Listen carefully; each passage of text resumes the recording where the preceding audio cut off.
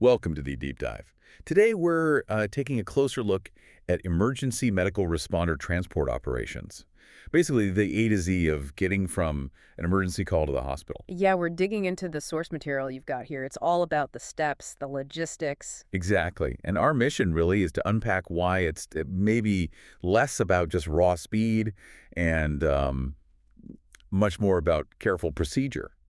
Control, almost. Absolutely, procedural control. Yeah. And like you said, it starts way, way before any siren goes off. We'll cover that prep stage, managing the scene itself, and even get into helicopter transport, which is surprisingly complex. Okay, phase one then, preparation. This sounds like it's all about checklists, that kind of mindset. It really is. You, as the EMR, you're basically checking everything constantly. Vehicle readiness, equipment checks, and knowing your routes, right?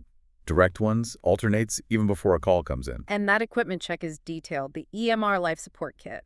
It shows you just how much they need to be ready for. We're talking specific things like a portable handheld suction device, even a burn sheet. Hold on, a burn sheet. That sounds pretty specific.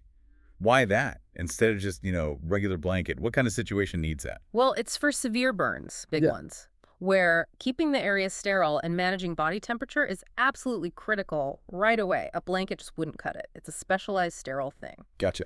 And depending on local rules, that kit might also need Narcan for overdoses or saline. So it covers trauma and medical stuff. Right, which loops back to that intense preparation. Okay. Phase two, dispatch and getting to the scene safely. It all starts with the PSAP system, right? The public safety answering point. Correct. And dispatchers need, 4 key things from the caller. Location, nature of the call, caller's name. And a callback number. Don't forget that one. Why is that number so crucial? It seems obvious, but... Well, think about it. Lines drop.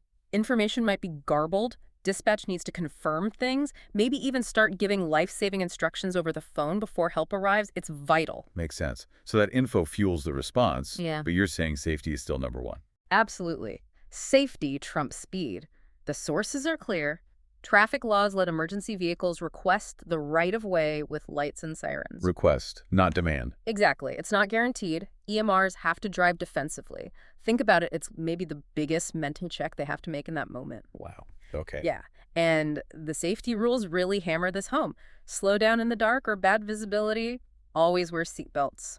Seems basic, but you can't help anyone if you crash on the way there. True. Which leads us to phase three, arrival and scene management.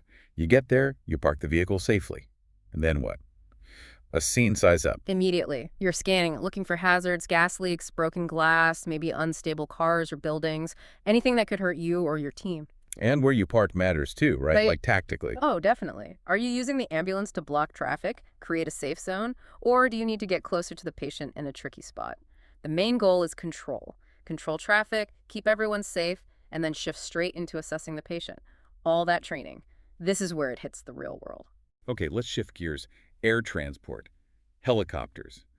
When do these come into play? Usually for really severe cases, major trauma, serious illness, or when getting there by ground is just too slow, maybe traffic's awful, or it's a long way to the right hospital. These things move fast, over 100 miles per hour, cuts down that golden hour time. But getting one to land safely must be a whole operation in itself. It is. Huge logistical challenge. Landing zones, LZs, they need a lot of clear space. Minimum 100 by 100 feet. That's what, 30 by 30 meters? That's massive. And it has to be flat, completely clear. No debris, no wires overhead, no trees nearby. Anything could get sucked up or blown around by the rotor wash. The safety protocols sound intense. They have to be. That main rotor, spinning over 300 times a minute. You need a big safety perimeter, sometimes up to 1,000 feet around.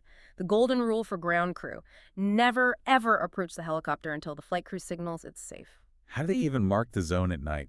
Sometimes they use special red flares called fuses, marks the spot for the pilot without, blinding them with a bright spotlight aimed at the cockpit.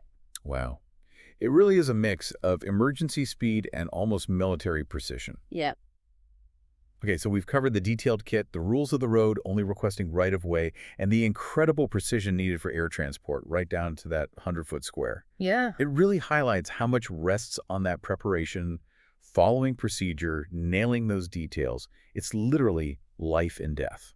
And that brings up something for you, the listener, to think about. After the transport, after the immediate crisis, there's a mountain of paperwork: patient care reports, medical details, scene documentation, restocking.